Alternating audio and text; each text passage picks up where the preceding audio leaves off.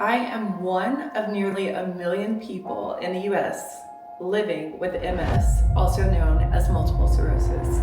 Hi, I'm Adriana. Some people know me as Age, and welcome to my cozy side of the internet, unedited by Adriana. We keep it real, we keep it raw, and in this moment, we just get cozy in the corner and chat. I have shared so much of this journey in short form since about a year after my diagnosis, which was back in 2021, 2. I can't even keep up with the time these days. What I do know is I was 27 years old, and in a moment, my life felt like it flipped upside down because it's one of those things you hear about, but I'm young, I'm healthy, so how? I think was my initial question. And going back to the how, on social media, so many people have asked me, how did you know? What were the signs? And my story isn't typical. My story isn't the usual signs that a doctor immediately diagnoses you. I am such a firm advocate in advocating for yourself, especially as a Black woman. This is a disease that I feel like most people don't understand until it affects one, them, or two, someone in their family or someone close to them. It is really hard to look out for because some of the symptoms are symptoms that are overlapping with other things. For example, back in 2018, before a trip to one of my best friends' birthday trip to Miami, I I just didn't feel like myself, and I felt like I needed to go to the doctor before heading out on that trip. Some of the things I felt were fatigue, just extreme tiredness, and the biggest one was numbness. Numbness going down my leg, tingling in my fingers, like it just didn't feel right. Immediately, I was told I was working too much. I was told I was just stressed and that I needed to slow down. Granted, that might have been true because I think everybody who knows me knows that I'm a work. I'm a Capricorn. I'm a work. But to immediately just write me off to say, you're stressed, you need to slow down, and then immediately offer me pain. It wasn't even pain meds. It was, I don't even remember what it was. It was just something so strong that, like, that's crazy. You didn't run blood work. You didn't do an MRI. You just looked here and said, no, it's fine. You're just stressed. Without looking under the hood, you looked at the car and said, looks nice, looks pretty, must be fine, without ever raising the hood of the car. And I feel like that is something so often, especially as a woman, especially as a Black woman in this healthcare industry, that doctors do. They look at the outside and say, it's fine. I've seen this. You're overreacting without ever actually looking under the hood.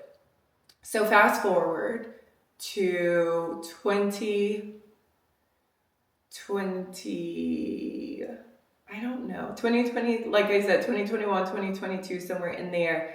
And I had a period, a menstrual cycle that was about 7 days, which now I know is such a normal amount of days for a menstrual cycle. But back then for me, when I was on birth control, my cycle would last 3 to 4 days. So what do you mean 7 days? Like, that was crazy for me. And so for anyone else, it's like, why are you going to a doctor because you had a regular length cycle? For me, this is abnormal, so I'm going, because that's one thing I'm gonna do. I'm gonna go to the doctor. Like, why am I paying for health insurance if I'm not using it, right? So I went to the doctor and I let her know, in a few years, I know I want kids. I just want to make sure everything is okay. I want to make sure everything is okay. So I had an amazing Black woman primary care physician, and she took me so serious. I let her know, I know that this is a normal amount of time for a menstrual cycle, but for me, this is not normal. And she heard me. and she listened to me. And in that aspect, I was so blessed to have someone who would take me that serious. And so we ran blood work, and she noticed my prolactin levels were high. I had no idea what prolactin was. And from there, what did we do? I think from there it was like, okay, maybe you really are stressed. Let's just try to change a few things, run test again in a couple of weeks. So we did that, ran test again in a few weeks. I felt way less stressed at that point, by the way. Ran the test, prolactin was still the same. And she said, okay, I want to do an MRI. Because your prolactin levels are so high, I want to do an MRI to take a peek at the pituitary gland, which is on the brain. So that's how I got my first MRI on my brain.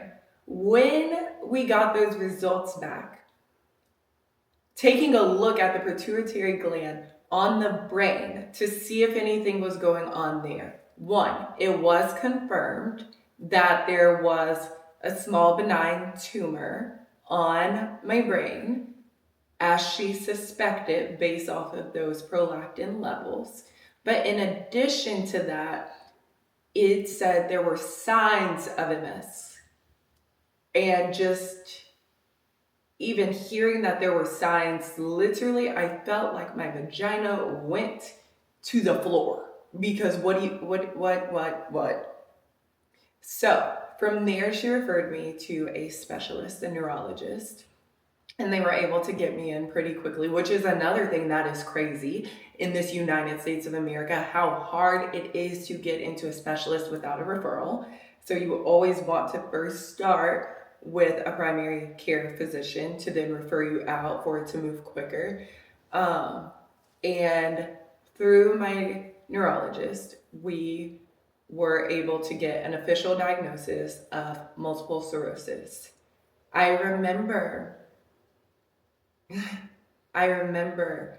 that day so vividly, and my mom had drove up to Dallas to go to that appointment with me. Thank God, because I don't know what I would have done without her. I was not married at the time, and it was just like everything stopped.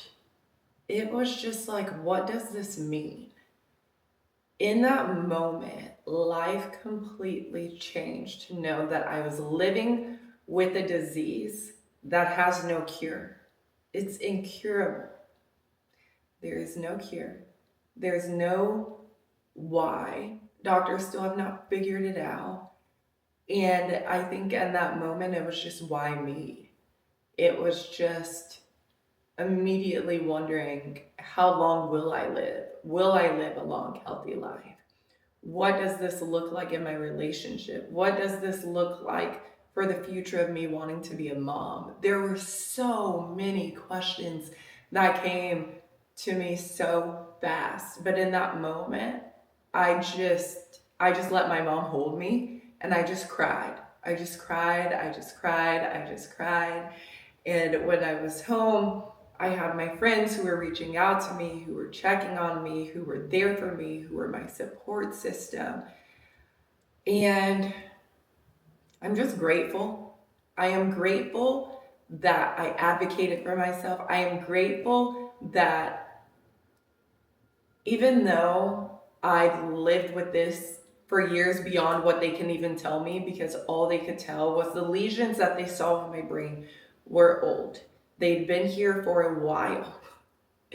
And the symptoms that I'd had before that were just wrote off were symptoms that they told me I could experience along the way. They gave me options on what it would look like, from it was either daily or weekly shots that I would need to give to myself, or my now husband would need to give to me, which was an immediate no for me. That was an immediate no. I just knew that I did not want that to be a part of my life. So the next option they gave me was twice a year infusions, which I went with through Ocrevus, which has been life-changing, which has been something that allows me to live with this disease without disrupting my life. Um, Living with an invisible disease is so hard, y'all. It is so hard because my memory comes and goes. I'm tired as God knows what. And people see me from the outside and expect me to show up the same way someone else whose brain is functioning at 100%. And I am not. I'm literally not. And from the outside and from the way that I choose to show up despite this disease, I think confuses people. Um, and so I hope if you take anything from this, is that you take just how serious someone who is living with an invisible disease is, as serious as you would someone going through something that you can see physically. Because I assure you, it is just as hard. Trust me, it is just as hard. Um, but yeah, now where I am now with this is listening to my body, taking care of me, because for years I've put other people first. For years, I have ran my body to the ground with work. And this was just a wake up call for me to cherish every single day, every day, which we all should. Disease or no disease, we should all cherish every single day. But when something this serious happens and you don't know what the end looks like, you don't know if there will ever be a cure, you look at life differently. You do. And you treat your body differently. And that's where I am with this. The treatment aspect is first. If you don't know what multiple sclerosis is, your immune system is literally attacking the central nervous system. So it's like your body is attacking your body. It is crazy when you think about it. Like your body should be your own safe space, yet it is the thing that is attacking you. It's crazy work. And although there isn't a cure, there are manageable things, like I said, and medicines for you to live with it, for you to manage the symptoms. There are so many natural things, and that's why I'm such a strong advocate for moving your body, taking a moment to just sit, pause, be still, because things like that matter, especially when it comes to autoimmune diseases. And most people are diagnosed between the ages of 20 and 40 years old. And I feel like more and more every day, I hear people telling me that they know someone who is also living with this disease or has recently been diagnosed with this disease, or they believe they may have this disease. And I have one of my closest friends who is a nurse who constantly sees people who were misdiagnosed before actually being diagnosed with this disease. And so this is just a reminder that we have to continue to advocate for ourselves. We have to learn our bodies. We have to first learn our body, know our body in order to know that something is off. Listen to your body, listen to yourself, because I promise you, it speaks. It will speak to you. It will let you know before any diagnosis ever will. And although the treatment aspect is so important, as someone living with this disease, as someone who's gone through finding out that news, I would say the most important part is your community. The most important part is your foundation, who is there for you, who can support you, because you're going to have so many questions.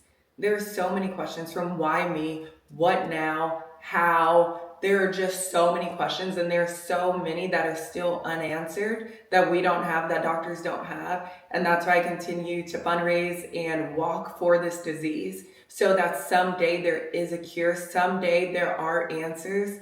So if it's you who are going through this, I just want you to know you're not alone. And if it's you who are standing next to or with someone who is going through this disease, I beg of you to just be supportive. Remember, they are not operating at 100 like you, and they are doing the best that they can.